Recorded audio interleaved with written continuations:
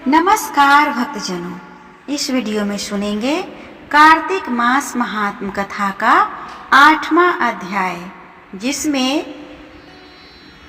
कार्तिक व्रत के उद्यापन की विधि के बारे में बताया गया है। इसके पहले हमने कार्तिक मास व्रत के पूजा की विधि के बारे में जाना था, जो कि 7वें अध्याय में उसका वर्णन किया गया था। अगर आप उस वीडियो को नहीं सुने हैं तो उसका वो वीडियो आपको मेरे चैनल के प्लेलिस्ट में मिल जाएगा, वहाँ से आप जाकर सुन सकते हैं और इस कथा को अच्छे से समझ सकते हैं और इसके श्रवण से मिलने वाले शुभ पुण्य फल को प्राप्त कर सकते हैं।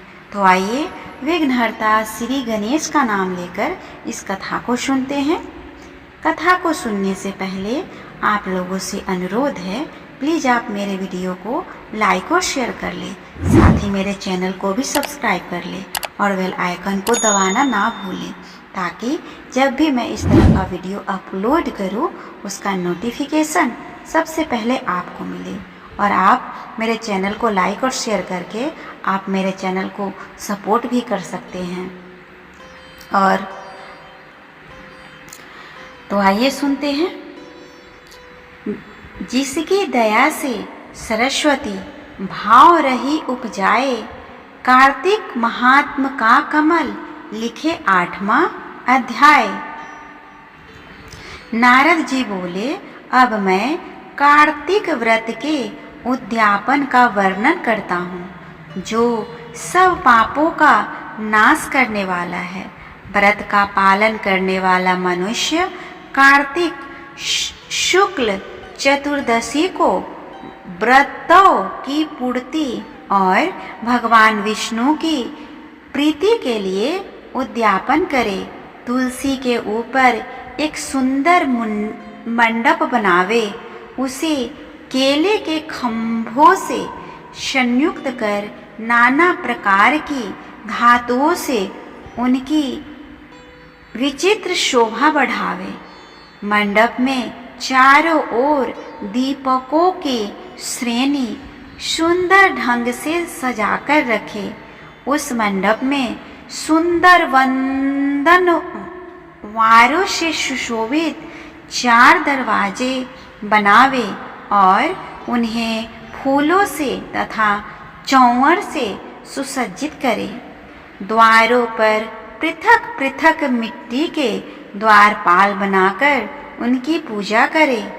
उनके नाम इस प्रकार है: जय, विजय, चंड, प्रचंड, नंद, सुनंद, कुमुद और कुमुदाक्ष। उन्हें चारों दरवाजों पर 2-2 के क्रम में स्थापित कर भक्ति पूर्वक पूजन करे।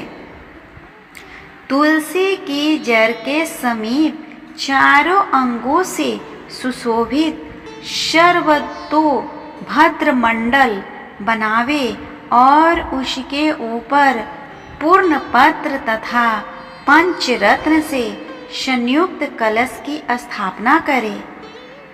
कलश के ऊपर शंख चक्र गदाधारी भगवान विष्णु का पूजन करे। भक्ति पूर्वक उस तिथि को उपवास करे तथा रात्रि में गीत, वाद्य, कीर्तन आदि मंगलमय आयोजनों के साथ जागरण करे। जो भगवान विष्णु के लिए जागरण करते समय भक्ति पूर्वक भगवत संबंधी पदों का गान करते हैं, वे सैकड़ों जन्मों की पाप राशि से मुक्त हो जाते हैं। जो मनुष्य भगवान के निमित्त जागरण करके रात्रि भर भगवान का कीर्तन करते हैं, उनको असंख्य गोदान का फल मिलता है। जो मनुष्य भगवान की मूर्ति के सामने नृत्य गान करते हैं, उनके अनेक जन्मों के एकत्रित पाप नष्ट हो जाते हैं। जो भगवान के सम्मुख बैठकर कीर्तन करते हैं, बंसी आदि बजाकर भगवत भक्तों को प्रसन्न करते हैं तथा भक्ति से रात्रि भर जागरण करते हैं उन्हें करोड़ों तीर्थ करने का फल मिलता है।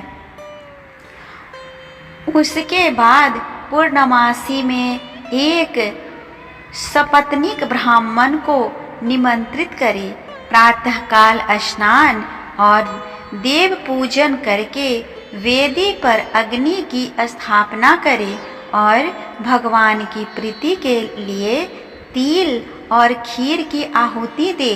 होम की शेष विधि पूरी करके भक्ति पूर्वक ब्राह्मणों का पूजन करे और उन्हें यथाशक्ति दक्षिणा दे। फिर उनसे इस प्रकार क्षमा प्रार्थना करे, आप सब लोगों की अनुकंपा से मुझ पर भगवान सदैव प्रसन्न रहे। इस व्रत को करने से मेरे 7 जन्मों के किए हुए पाप नष्ट हो जाएं और मेरी संतान चिरंजीवी हो। इस पूजा के द्वारा मेरी सभी मनोकामनाएं पूर्ण हो। मेरी मृत्यु के पश्चात मुझे अतिशय दुर्लभ विष्णु लोक की प्राप्ति हो। पूजा की समस्त वस्तुओं के साथ गाय भी गुरु को दान में दे। उसके पश्चात घर वालों और मित्रों के साथ स्वयं भोजन करे। भगवान द्वादशी तिथि को शयन से उठे, त्रयोदशी को देवताओं से मिले और चतुर्दशी को सबने उनका दर्शन एवं पूजन किया। इसीलिए इस तिथि में भगवान की पूजन करनी चाहिए। गुरु की आज्ञा से भगवान विष्णु की स्वर्णमयी प्रतिमा का पूजन करें। इस पूर्णिमा को पुष्यकर तीर्थ की यात्रा श्रेष्ठ मानी जाती है। इसीलिए कार्तिक मास में इस विधि का पालन करना चाहिए। जो इस प्रकार कार्तिक के व्रत का पालन करते हैं वे धन्य और पूजनीय हैं। उन्हें उत्तम फल की प्राप्ति होती है।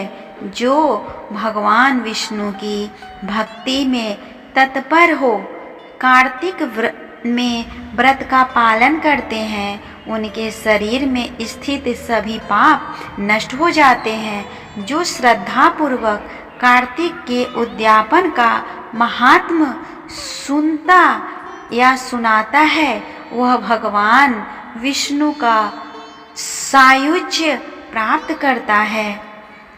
इस तरह हमने सुना कार्तिक महात्म का 8वां दिन का कथा, जिसमें उद्यापन के बारे में वर्णन किया गया था।